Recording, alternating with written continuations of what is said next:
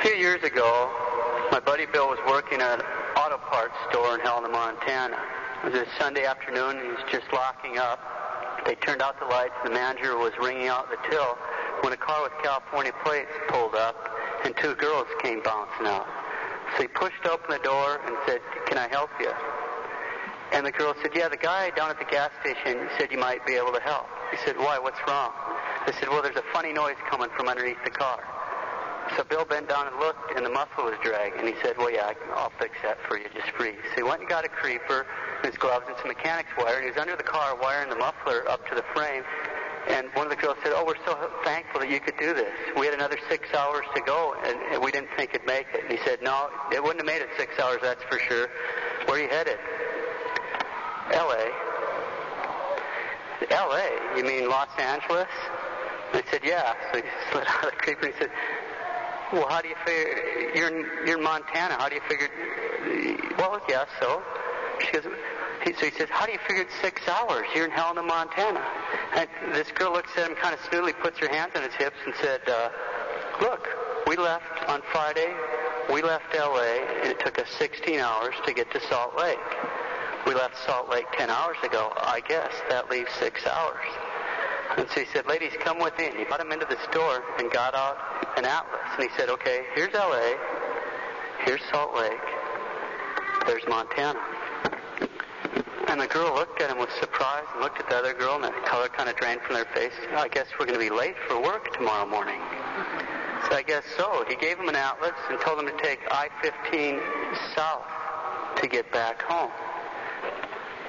Now, what's the point? These two nice young women just assumed that the road they were on was going to take them to L.A. They didn't know where at. They didn't really know where they were going. They just assumed that I-15 north led to L.A., but they never stopped checked. They never asked, never checked a map, evidently never gave it a thought. They were certainly sincere in their belief they were heading to L.A.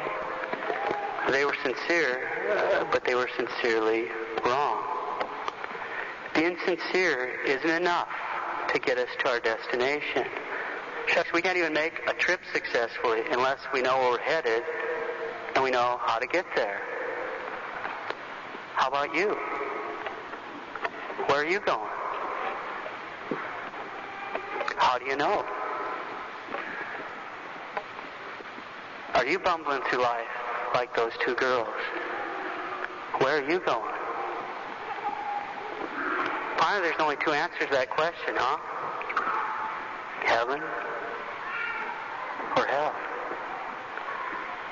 Well, no one really needs any instructions on how to go to hell. We can just act naturally, do whatever comes naturally, and we'll sure help. What we need to know is how to get to heaven, which means acting supernaturally.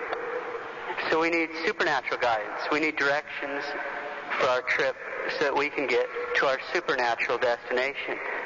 And as it turns out, God has given us three special supernatural powers that are directly concerned with guiding us to heaven. They're the three theological virtues: faith, hope, and charity.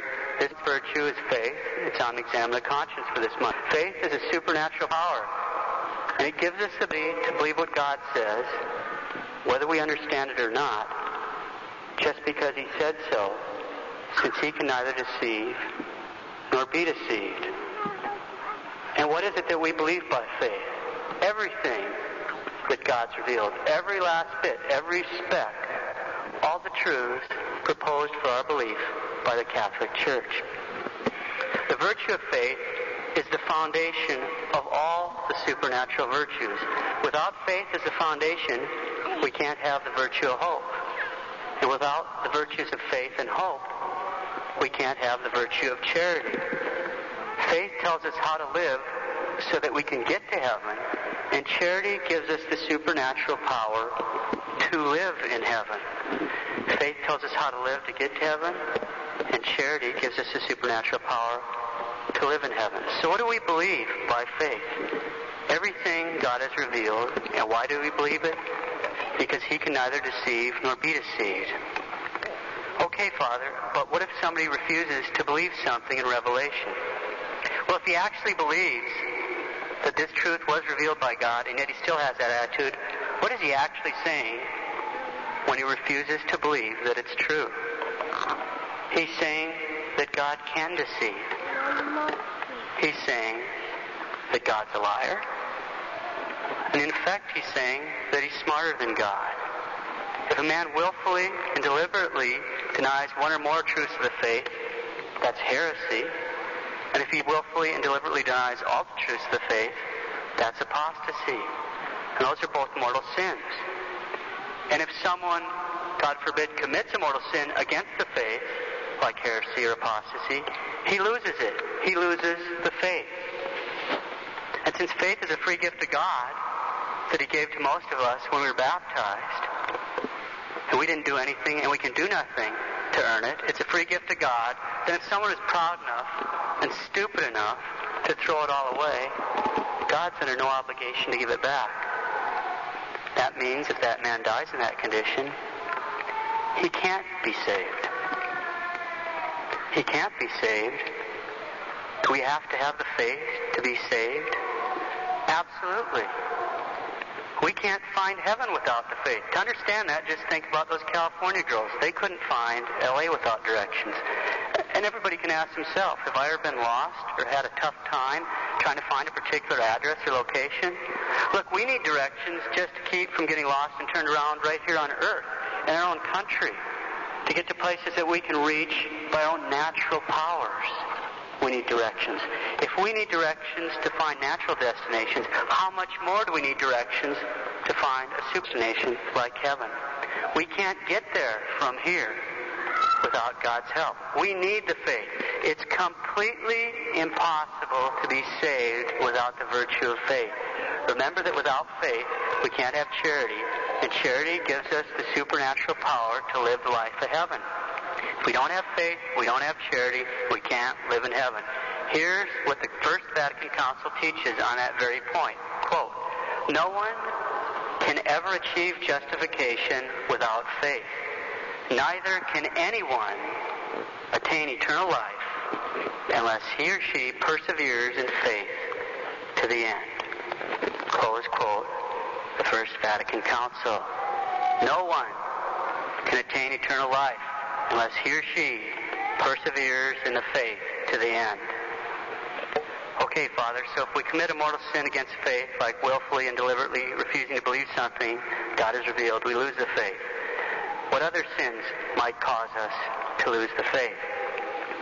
There's three ways we can get in trouble with our faith. All the dangers from the faith come from three different areas.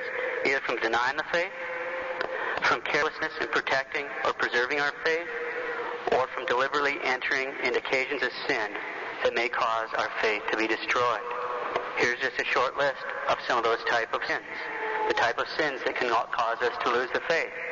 Joining the Freemasons, worshiping false gods, attending a service in a mosque, joining a non-Catholic denomination, messing with Ouija boards, going to a seance, going to the site of a condemned apparition, blasphemy, reading heretical books, keeping company with people who mock or try to destroy our faith, living in sin, or giving in regularly and not resisting serious sins against purity. We have to be careful. We do not live in the age of faith. We live in an age of apostasy. We have to be careful. We have to avoid worldly or heretical movies, TV, radio, and literature. We shouldn't ever listen to heretical preachers, ever. I don't care where they're at, ever. Even if we have thoughts, ever, temptations against the faith, we have to pray and shift our mind to other topics. St. Alphonsus points out there are two types of sins and temptations, that the only one who wins are the ones who flee. Those are temptations against holy purity and temptations against the faith. We have to flee anytime we're in a situation that endangers us in either of those categories. Okay, so those are the sins. How can we strengthen our faith? We can strengthen our faith by prayer, saying the creed, saying the act of faith, and most especially saying the Holy Rosary. We need to pray. We need to pray every day. We need to fill our minds and imaginations with good images by reading good spiritual reading, the Holy Bible, Lives of Saints, or listening to good spiritual tapes. These will help inoculate us against all the secularism and the worldly images that we're immersed in. We can increase our faith by good imagery. Remember that God increases our faith every time we assist at Mass or receive the sacraments worthily. During Holy Mass, during the Creed, we can renew our act of faith. Tell God we believe everything He teaches because He said so. In the Sacred Host, we can say that beautiful prayer, my Lord and my God, and God will increase our faith when we say that. At the elevation of the precious blood, we can say, my God and my all, and God will increase our faith by saying that. We can make a good thanksgiving after our communion, begging for our faith to be preserved and those around us, and we can make communions specifically with intention to grow in faith. And confession is especially important. Why? Because sin clouds our judgment and confuses us. Sin always darkens the intellect. And the intellect is where the virtue of faith is rooted. So the more sin we pile up, the more confusion and darkness we pile into our intellect. The more likely we're going to have problems if we end up in a jackpot. We need to make frequent confessions. Okay, let's review. We can't even make a trip successfully unless we know where we're headed and how to get there. And being sincere isn't enough to get us to our destination. Faith gives us a supernatural light so that we can see where we're going and how to get there. It's a supernatural virtue that gives us the power to believe everything that God teaches simply because He says so on His authority, since He can neither deceive nor be deceived. It helps us keep our eye on the heavenly goal. Without the faith, we can't get to heaven. We can't forget that we're going to spend our lives barring a miracle in an age of apostasy, so we need to protect our faith by avoiding dangers from denying the faith, by not being careless about preserving or nurturing our faith, by being careful to avoid occasions of sin that might destroy the faith. We can increase our faith by prayer. We increase our faith especially by the rosary, spiritual reading, frequent confession, and frequent communions. Today, during the Creed, renew your act of faith. At the elevation of the Sacred Host, show your gratitude. Show your thanksgiving to God for giving you the Holy Faith. Thank God at the elevation of the Sacred Host and the precious blood.